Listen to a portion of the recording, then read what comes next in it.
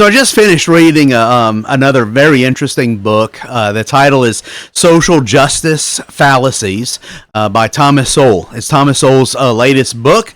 And I'm a big fan of Thomas Sowell. I've read several of his other books. He's an economist, and I kind of have a side interest in economics. And so I love Thomas Sowell. I'm a big Thomas Sowell fan. If you are, definitely get this book. It's classic Thomas Sowell. If you're not, but if you're interested in social justice and the whole all those discussions, this would be a very helpful, good book to have. It's not a very long book, less than 200 pages. I read it, I think, in just a couple of sittings over a couple of days. Read half the book one day and half the book another day, while having coffee, in the morning. But it was fascinating. A lot of footnotes, though. I mean, I didn't check. A good chunk of the pages numbers are footnotes because Thomas Sowell, if you're familiar with Thomas Sowell, he's a fact guy, statistics and research, and he wants to base it all on that. And so it was very, very good because one of his sort of brand things, which, by the way, I think one of the first books I read by him was Economic Fallacies, and so this is Social Justice Fallacies, and so it's kind of his brand, pointing out things that that people believe, that is in the air of what people are thinking, that are really, if you dig a little bit deeper, it's not true.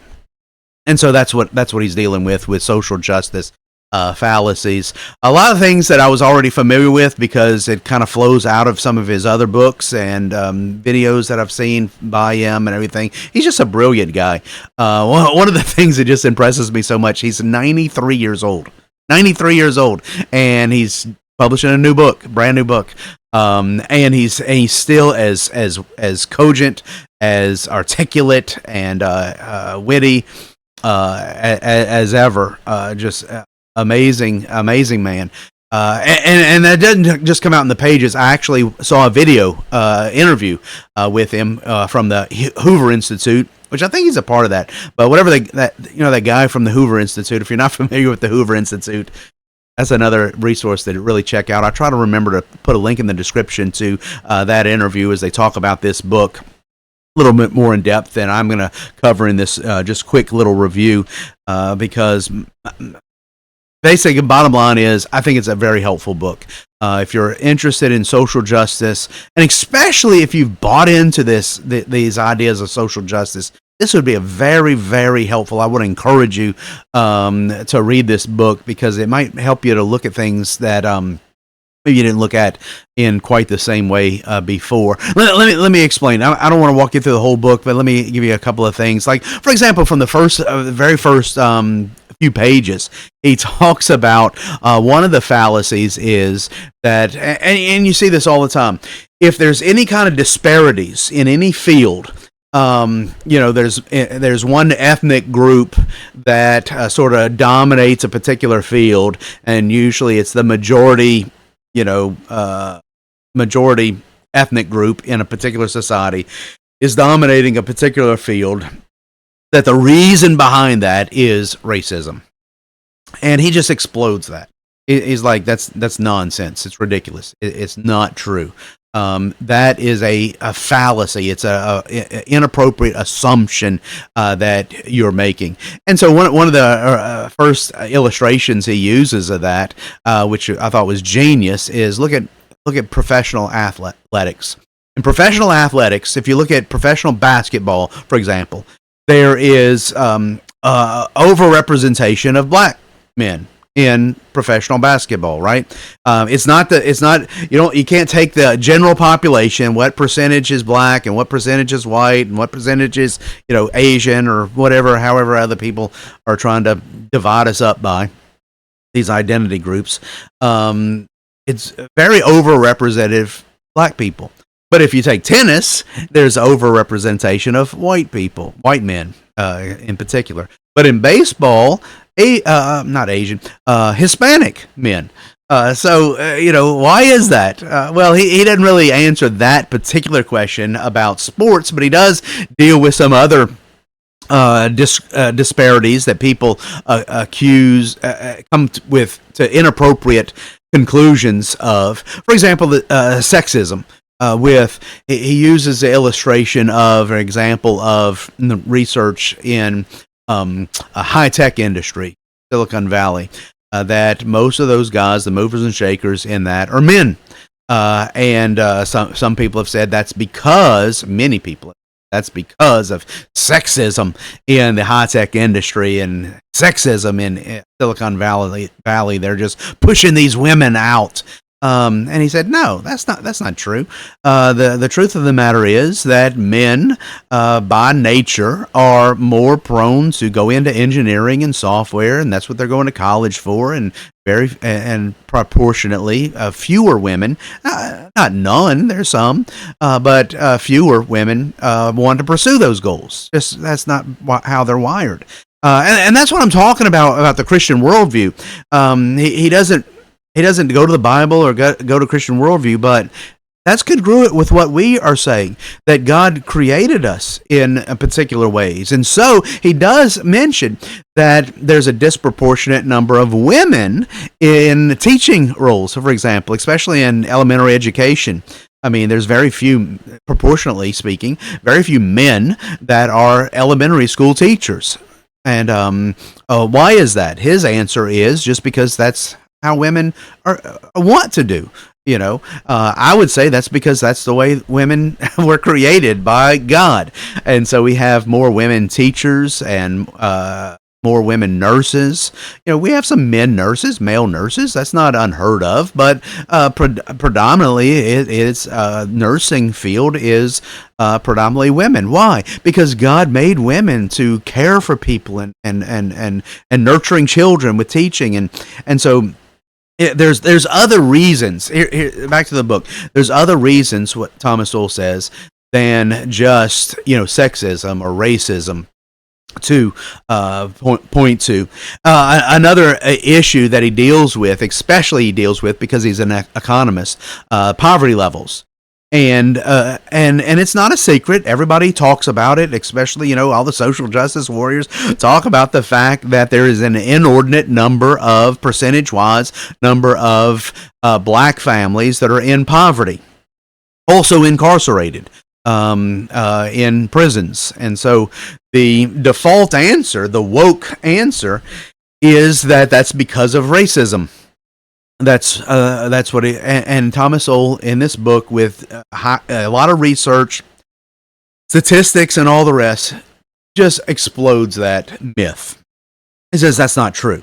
In economics and other things, they say, well, all other things being equal, well, he says everything is never always equal. There's always a multitude of factors, and so what he's wanting to push back upon is that racism is the reason, and that social justice policies of affirmative action and other things are going to be the solution. He says no, they're not. And so back to poverty, the poverty level. He said actually one of the biggest contributors to poverty level, if you do all the research and look at all the factors that are possible, or many factors that you can, it's not race, but it's fatherlessness in the home. So he did a study, or at least he's quoting a study of watching families of single parent families, usually single mothers, raising children in the black community. There's a disproportionate number of single parent families in the black community, and that is the reason why poverty levels are so high. Because here's I mean, this will blow you back when you see his statistics. Is if you compare single parent families in white families to mother and father families, two parent families in the black community, the poverty level in the single parent white families is actually higher. And so it's not racism that's causing these people to be poor. It's fatherlessness is a much stronger contributor. And I like it, he kind of tongue in cheek says, unless you're willing to say that these racists are, just targeting single parent family children that are raised up, and they're overlooking these others that are raised in two parent families, which is ridiculous. It's just ridiculous. And not to say that racism doesn't exist. He's not saying that. He says, sure, racism exists. It's just not the cause of all the problems. And so the solution is not to overcompensate for this racism by quotas and all the rest, because he says that is a disaster. One of the interesting things, and he goes into in great depth on this, and I've heard him talk about this before, and let me be careful to explain it correctly. But he says, some of these top-ranked schools, say like MIT, I think he talks about MIT in particular in the book, realized that they had a disproportionate number, or they didn't have very many black students. And because of the goodness of their hearts, they wanted to have more black students. And so, but black students weren't scoring high enough on the test. Then applicants, people weren't applying. And so they lower the standards and let them in. A lot of these top rated schools do that with affirmative action and all the rest. And he says that did not help black people. It did not help. Because what ends up happening is the smartest black people in the country, are, from high school graduates, are going to these top-rated schools and are performing in the bottom percentile. And sometimes they don't even finish. Maybe they fail out. They get discouraged and all the rest. When they could have been going to these other schools, which are fine schools, and be the smartest people in the school and rated at the top. I like what Thomas Sowell does is he recognizes that people are going to say, well, at least they're able to go to the best schools. He says that's overrated, because then he does another study and shows that all things being equal, if you go to he doesn't use the term mediocre school. I hate to call like Vanderbilt or something like that a mediocre school, but not a MIT.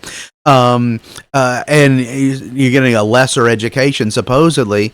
Actually, these black students that did go to those schools and were top in their class, they ended up doing better on these standardized tests like the LSAT and other things, GRE and other things, than the ones that are getting sort of let in because of their skin color instead of their grades, and they don't perform as well. So it's just some fascinating study. If you want to read more about that, you can read the book. There was a couple other things that I wanted to mention before I cut this video off. One was, and this is a big thing that Thomas Sowell has talked about before, and he lays it out very succinctly in this book. And so you don't have to go read one of his larger books with the longer chapters. This one, it would be a very good one to read. He talks about how some of these social justice policies, especially affirmative action, welfare, and those kinds of things, have hurt the black community instead of helped the black community. And by the way, he's black. I don't know if I mentioned that yet. He's black. He was raised in Harlem. He was raised in poverty and ended up going to Columbia, I think, and to Harvard, has a degree from Harvard, a PhD from University of Chicago, written several books. He's in the top of his field, so he knows what he's talking about. And so anyway, he talks about how these social justice policies from the 1960s, is really what has been hurting the black community. And so he takes, and this is fascinating to me, because there was a time, I love history. And that's another one of my side hobbies, is history, especially in the mid-1800s. And my assumption was that some of the problems that we see in the black community today, fatherlessness in households, for example, was a direct result or repercussion of the era of slavery. Because that did happen. Families were broken up. If you go back, and I love reading primary source material in Southern Baptist life, and so James Boyce, for example, who was the president of Southern Seminary, the first president of Southern Seminary, preached against breaking families up in these slave home. Slave, your slaves, you don't sell off the man working at one place and the woman, wife working another, and breaking off up the homes. He said that was horrible. That was horrible, and he preached against that. And so my assumption was that the fatherlessness in the black community today was a result of that. And Thomas Sowell says no, it's not.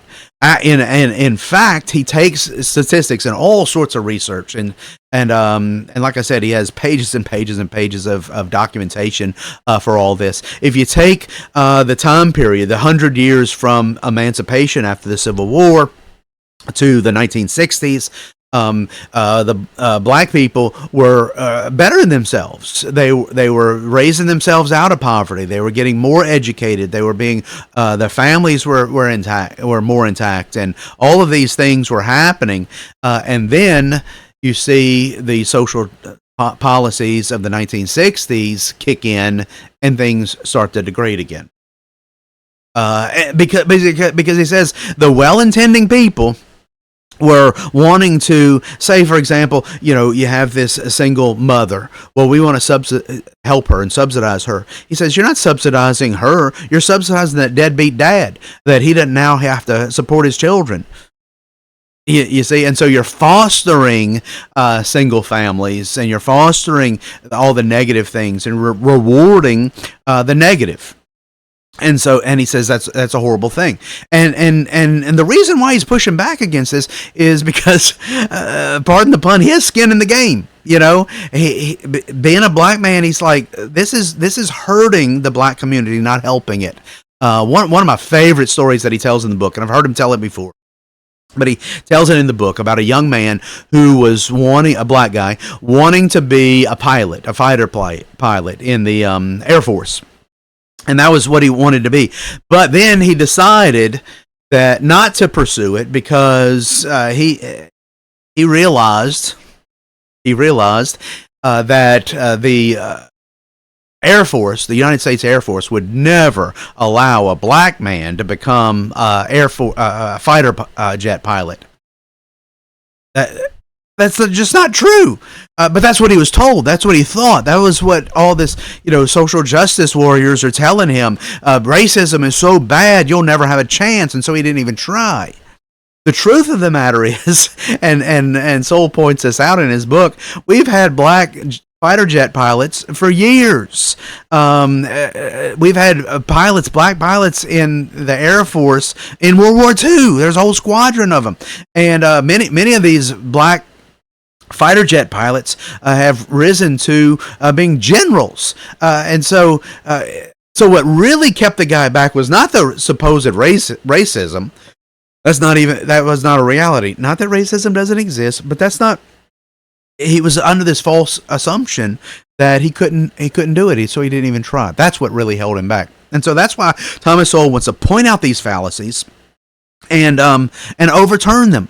Because these things are hurting ethnic groups, and his interest, of course, primarily is black community, but it's also he looks into all sorts of other minority groups in the country, or not just in the country, around the world, and other times and everything. Because see what has happened with social justice is that Martin Luther King, I have a dream. I have a dream that my children will not be judged by the color of their skin, but by the content of their character. And that was great. That was wonderful. That's a good ideal. The social justice warriors today don't like that too much because you see, at one point when Martin Luther King, we were wanting to promote equality of opportunity for individuals. This is what Thomas Sowell is pointing out. Equality of opportunity for individuals. That's a good thing. But now what the social justice warriors are wanting is equality of outcome for groups. That's just not going to happen. One of the earliest, back to the beginning of the book, when he talks about some athletics, I kind of got a kick out of him talking about the National Hockey League. He said that there's actually more hockey teams in the United States than there are in Canada. However, in the United States, in the National Hockey League, there's more Canadians athletes than there are Americans in America, even though there's more Americans than Canadians. Or he even drills down even more than that. He says there's more Swedish hockey players in the National Hockey League than there are Californians in the National Hockey League, even though there's 4 times as many Californians. I think I have those statistics right. 4 times more Californians than there are Swedish people in Sweden. Well, why is that? Well, it's probably because in Sweden they have more access to frozen ponds and frozen lakes, and it's just part of their culture, and kids growing up doing that kind of thing. And in California, not so much. I'm from Louisiana. I don't know if there's very many Louisiana folks in the National Hockey League. I kind of have a feeling there's not very many, if you know what I'm saying. Or back to football. Think about, I don't really follow the NFL hardly at all, but I have a feeling there's not very many Asians in the NFL. Why is that? Because that's the way God made us. Why are there so many black people in the NFL and in professional basketball, NBA, and all? Probably because, and this is just statistically, I'm not saying every single human being is like this. I'm talking in general terms. Black people are usually bigger, stronger, faster, and so where those things are helpful, they excel. And so in professional sports, they excel, and that shouldn't shock us. That shouldn't surprise us.